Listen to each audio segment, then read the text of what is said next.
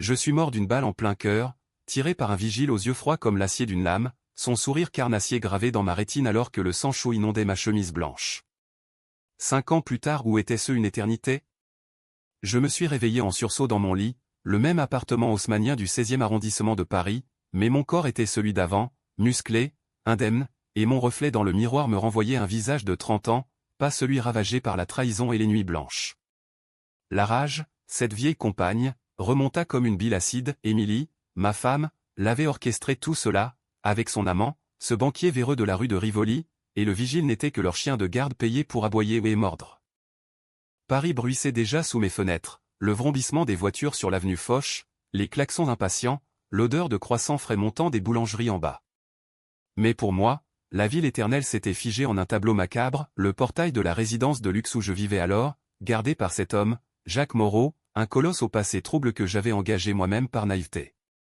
J'avais bâti ma fortune sur des investissements immobiliers, des deals discrets dans les quartiers chics, mais Émilie, avec ses yeux verts de chatte en chaleur et son rire cristallin, m'avait convaincu que la sécurité passait par lui.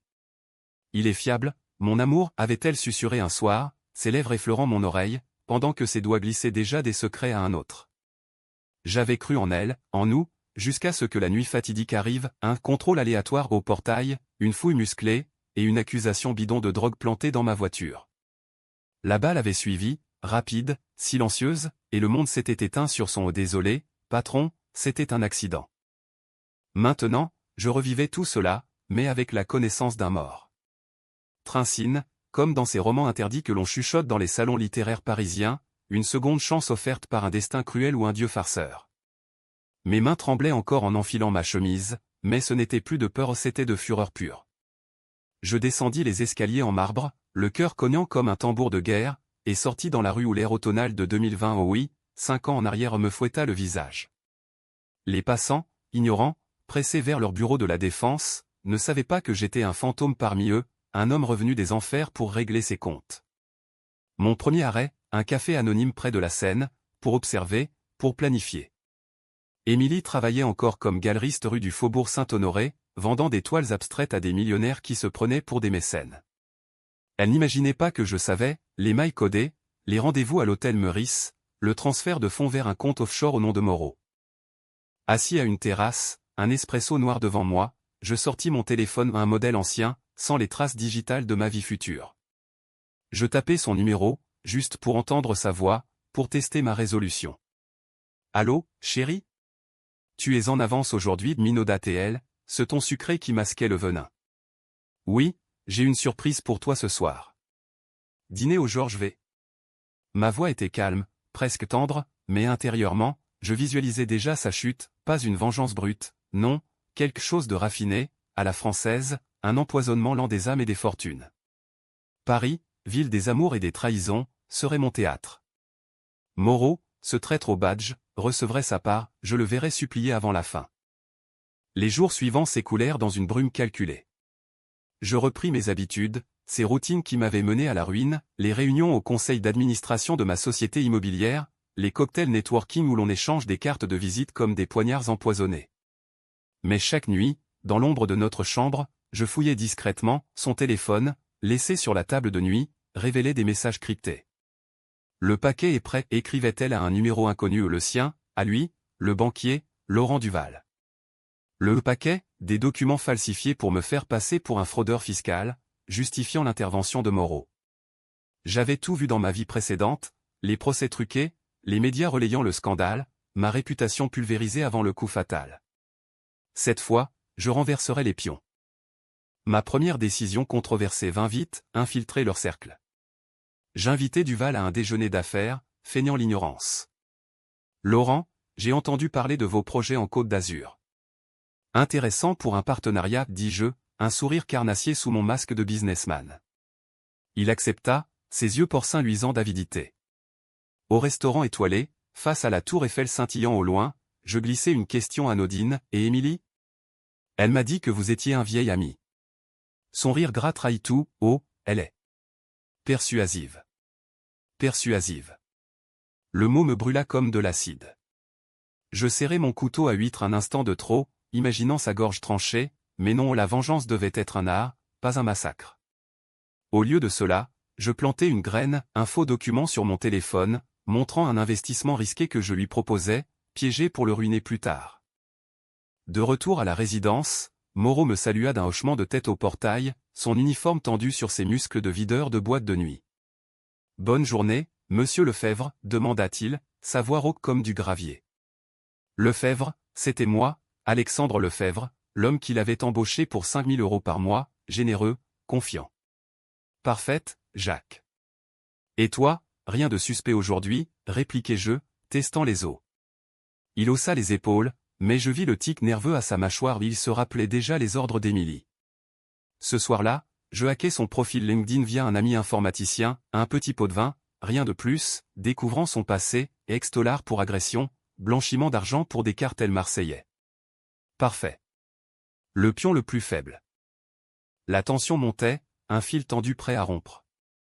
Émilie rentra tard, parfumée à l'eau de Cologne masculine, prétextant une vernissage. Nous fîmes l'amour ce soir-là, un rituel mécanique où je feignis la passion, mes mains sur sa peau douce imaginant des chaînes. « Tu m'aimes » murmura-t-elle après, sa tête sur mon torse. « Plus que tout » mentis-je, et dans le noir, je jurai, tu paieras pour chaque mensonge. Le lendemain, je contactai un privé, un ancien flic de la PJ déchu, pour creuser le lien entre elle et Duval. Les rapports arrivèrent, photos volées d'eux à Deauville, un week-end professionnel, et un contrat notarié transférant la moitié de mes biens à un trust au nom d'Émilie daté d'un mois avant ma mort future. Le secret était là, enterré sous des couches de légalité, elle m'avait épousé pour mon argent, Duval pour le pouvoir, Moreau pour l'exécution. Mon plan se forma comme un vinyle rayé, répétitif, obsédant. D'abord, isoler Duval, je l'entraînerai dans un deal immobilier fictif à Monaco, un mirage de profit qui le noierait dans la dette quand je révélerai la fraude. Ensuite, Moreau, une dénonciation anonyme à la police pour ses anciens délits, avec preuves fabriquées pour le faire tomber comme une pierre. Enfin, Émilie, la cerise, le coup de grâce. Mais une décision me tarauda, controversée même pour un mort-vivant, devais-je impliquer des innocents? Mon assistante, Claire, fidèle mais curieuse, avait flairé quelque chose. « Monsieur, vous semblez différent, dit-elle un matin, ses yeux bruns emplis d'inquiétude. Je la renvoyai chez elle tôt, mais le doute s'insinua, la vengeance corrompt-elle le vengeur? Les semaines s'étirèrent en un balai macabre. Je signai les papiers pour Monaco avec Duval, son enthousiasme puant la sueur. C'est le coup du siècle, Alex, s'exclama-t-il, toquant son verre contre le mien au bar de l'hôtel de Crillon. Je souris, sachant que les faux bilans comptables forgés par un hacker serbe payé en bitcoin le mèneraient droit en prison pour escroquerie. Émilie, de son côté, pressée pour un divorce à l'amiable, arguant d'une crise. Je t'aime encore, mais... On a changé, pleurnichat-elle, des larmes de crocodile. Je feignis la surprise, le cœur, donne-moi du temps. Intérieurement, je riais, le temps, j'en avais volé 5 ans au destin. Puis, le premier craquement, Moreau m'arrêta un soir au portail pour un contrôle. Routine, patron grognatait-il, fouillant ma voiture avec une vigueur suspecte. Je le laissai faire, notant chaque geste, chaque regard fuyant. Plus tard, dans mon bureau, j'envoyai l'anonyme, un dossier sur son passé à Interpol, avec une vidéo truquée montrant une transaction drogue. Les flics débarquèrent 2 jours après, menottes cliquetantes, tandis qu'il hurlait mon nom en vain. Lefebvre, c'est toi, salaud. Mais non, c'était le karma, ou ce qui s'en approche. La tension culmina un soir de pluie battante, place de la Concorde. Duval m'appela, paniqué, Alex, les fonds. Ils ont disparu. Les autorités sont sur moi. Sa voix chevrotait, un rat pris au piège. Je raccrochai, savourant le silence. Émilie, sentant le vent tourner, tenta le tout pour le tout, un dîner aux chandelles, sa robe rouge sang, ses lèvres implorantes. Partons, chérie. Oublions tout.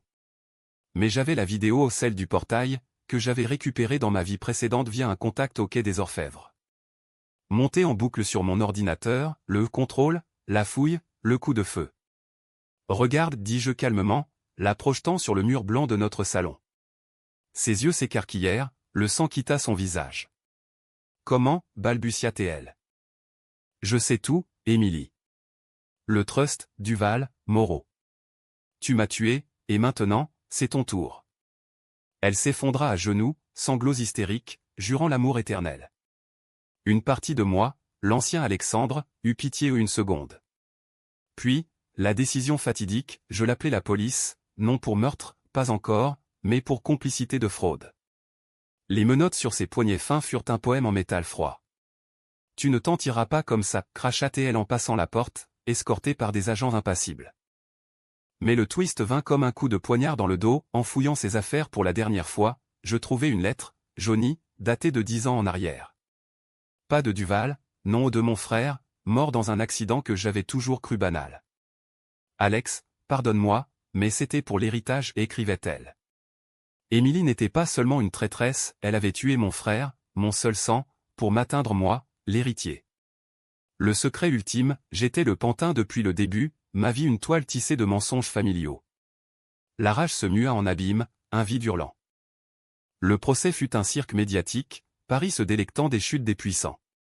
Duval écopa de 20 ans, Moreau de 15 pour meurtre au second degré, la vidéo avait tout révélé, comme promis. Émilie, ma belle Émilie, plaida la folie, mais le juge, un vieux renard de la cour d'assises, la condamna à perpétuité. Je témoignai, voix ferme, recountant ma vision comme un délire, mais ils crurent à la vérité brute des faits. Dehors, la foule hurlait, flash crépitant comme des balles. Pourtant, la victoire était amère. Seul dans mon appartement vidé, face à la scène coulant indifférente, je me demandais, étais-je revenu pour venger, ou pour me perdre? Claire revint, un jour pluvieux, avec un café et un sourire timide. Vous avez besoin d'aide pour reconstruire, monsieur. Ses yeux disaient plus. Peut-être un nouveau chapitre, un amour honnête, loin des ombres. Paris pardonne, après tout ou fin de le faire. Je hochai la tête, et pour la première fois depuis ma renaissance, je respirais libre. Mais au fond, dans les nuits sans sommeil, je revois le portail, le vigile, la balle. Et je sais, la vraie vengeance n'est jamais finie. Elle coule dans les veines, éternelle comme la ville des lumières éteintes.